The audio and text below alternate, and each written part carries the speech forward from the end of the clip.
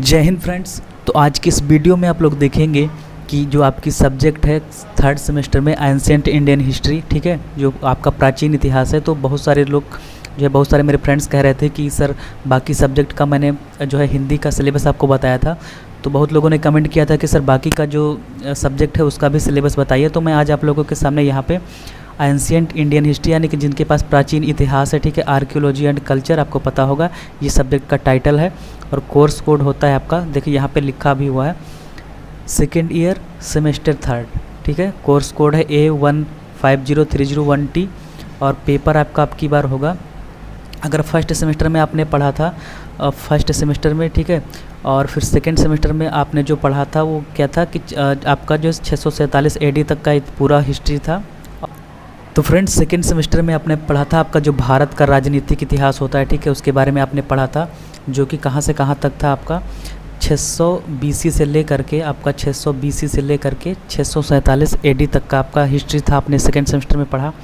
और third semester में अब आपको पढ़ना है यहाँ पे 647 AD से लेकर के 1200 AD तक का जितना भी इतिहास है, वो भी political history of north India. मान के चलिए अगर ये आपका इंडिया है, ठीक है, सॉरी यहाँ पे बन नहीं पा रहा, ये आपका मान लीजिए इंडिया है, तो ये आपका नीचे का हो गया साउथ, ठीक है, ये वाला साउथ हो गया, और ऊपर जो नॉर्थ जो कश्मीर वगैरह हो गया बाकी का। तो इसके बारे में आपको पढ़ना है यहाँ पे नॉर्थ इंडिया में क्या क्या हुआ, ठीक है। बाकी देखते हैं आगे। क्रेडिट आपका 6 है, मैक्सिमम मार्क 100 है, और मिनिमम पासिंग मार्क यहाँ पे जो है मिनिमम पासिंग मार्क दिया नहीं, वैसे मिनिमम आपको पता होगा कितना होता है, जो है 25 इसका होता है, ठीक है। और मतलब जो आपका 25 अलग से होता है प्लस 75, ठीक है। तो इसमें से आपका जो है इस 25 में से शायद 10 नंबर का होता है, और इसमें आपका 30 नंबर का होता है, ठीक है। ऐसे ही होता है, मतलब इतने पासिंग, लेकिन पासिंग मार्क से आपसे कोई मतलब नहीं है, आपको जितने अच्छे मार्क लाने हैं जितने आप ला सकते हैं, ठीक है।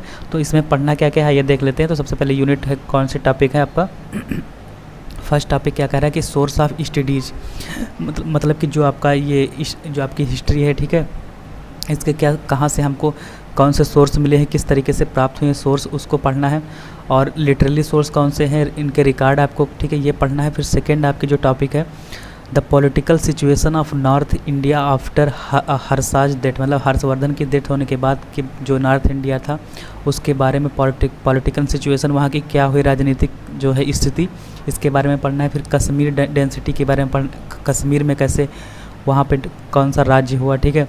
फिर आपको पढ़ना है यशोवर्मन ऑफ कन्नौज, ठीक, क्या पढ़ना है, यशोवर्मन ऑफ कन्नौज। फिर सिंध डायनेसिटी के बारे में आपको पढ़ना है, ये आपका सेकेंड यूनिट हो गया। फिर आपका फ्रेंड्स नेक्स्ट आपकी जो यूनिट है थर्ड यूनिट क्या कह रहा है कि ओरिजिन ऑफ राजपूत का कैसे उदय हुआ।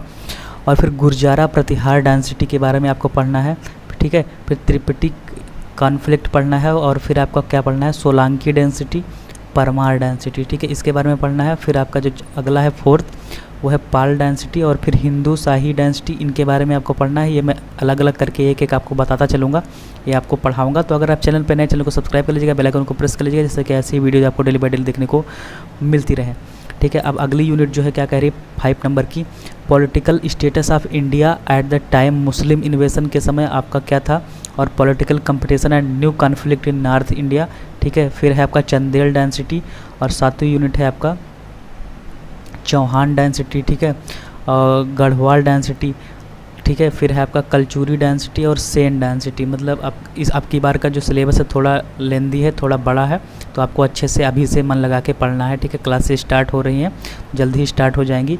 The invasion of the Arabs and on Sindh, ठीक है, मतलब इन्वेशन का मतलब होता है आक्रमण, ठीक है, अरब का सिंध पर आक्रमण, ठीक है। फिर उसके बाद पढ़ना है महमूद गजनबी जब आक्रमण किया था, ठीक है, उसको पढ़ना है। इन्वेशन ऑफ मोहम्मद गौरी और महमूद गजनबी, इनका आक्रमण पढ़ना है। फिर the causes and effect of the Muslim conquest का क्या इफ़ेक्ट पड़ा हमारे भारत पे, इन सब के बारे में पढ़ना है।